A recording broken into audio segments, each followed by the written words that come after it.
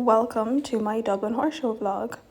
We set out the gap at about 6 o'clock or 5:45, and then after about maybe an hour and a bit we ended up stopping at the Portlaoise Plaza for a bite to eat, like something very small, bathroom break, all that kind of thing.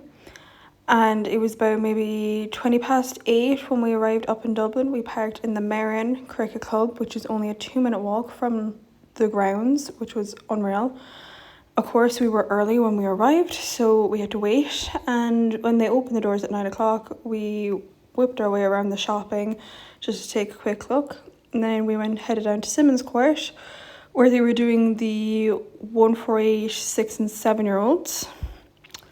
And we took a little look at the International Arena, the warm-up, which was looking great as always. Conor Swale in his prime. Then we were watching some of the little working hunters. These were the 128s or 138s maybe. And had a little bite to eat before heading up to find our seats, making sure we had ample opportunities to see the Pre-Sons Wall.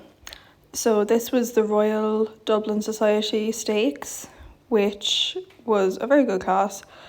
Here we can see Jeff whipping around. There wasn't a whole lot of clears in this class, I'm pretty sure. It was quite a tough course.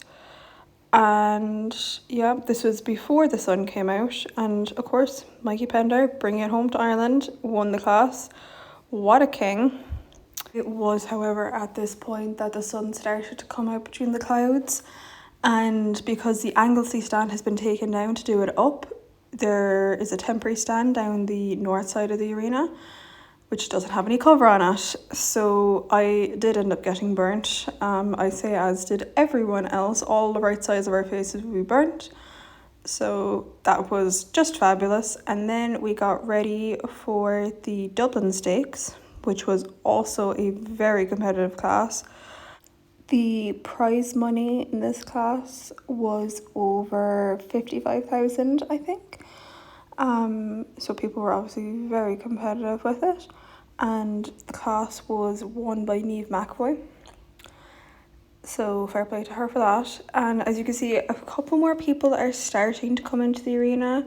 I think they're realizing that there's actual jumping going on, but it is starting to wake up. This is when the crowds also started to arrive. It was around lunchtime. The first couple of hours that we were there, it was very quiet, which was very pleasurable, I will say that. But as the day got on, it obviously got worse. This is a United Emirates rider with Chaco Bay, I'm pretty sure. Class act of a horse, honestly. But yeah, everyone was starting to arrive then.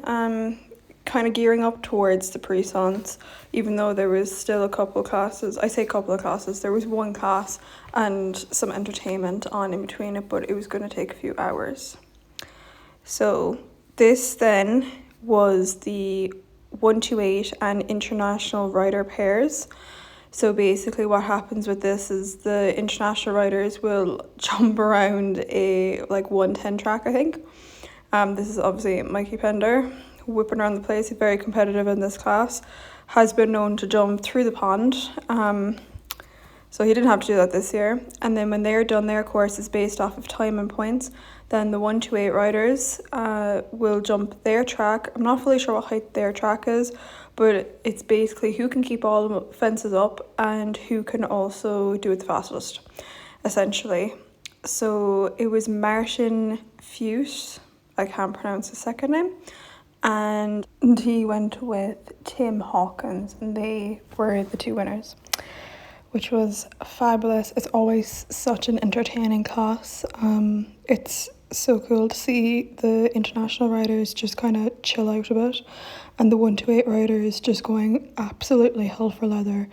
Funniest class ever. So there was some entertainment, but I had to go to the bathroom during that, and the queues were ridiculous. So this is the start of the Pre-Sons. The first round where they had to do the 3 fences. So they're on the spread or oxer into the vertical into the triple bar, and then jump the fence. They started at 1.80 meters, and most riders went over this. I think there was only 2 that got knocked out in the first round, just like either clipping one of the 3 fences coming in. I think one of them clipped off the wall, but to be fair, I think he was just happy to have made it over that fence alone. So yeah, there was lots of entertainment, plenty of scope, and very enjoyable. There were some very talented horses, I will say, involved with this, and honestly, so cool. Obviously had to include our little Mexican wave in between the different heights while they were changing while they were adding more blocks on to it. They do the Mexican wave, they do things like kiss cam, they do all sorts of stuff. So yeah, obviously someone just wanted to go here, which was honestly, like, this horse just did not care. He was just going over it regardless. So yeah, as you can see, this is where people started to get knocked out, unfortunately. Yes, unfortunately, getting knocked out. Both horse and rider were okay. And then you had some people touching a few. The fence kept going up. It went up to 2 meters and then it went up to 210. And every single year, I get a video of this guy doing this exact dance, and it's probably the only thing that I fully look forward to. So yeah, it is a very tough thing when it goes up to the 110. This was the scariest thing ever. Oh my god, Paddy O'Donnell literally gave me the fright of my life.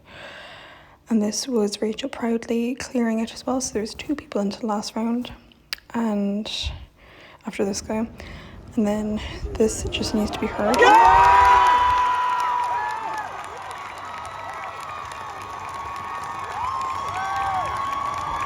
So that was Rachel proudly clearing 2 meter 15 to win the pre-suns. Then it was time to head home and sleep.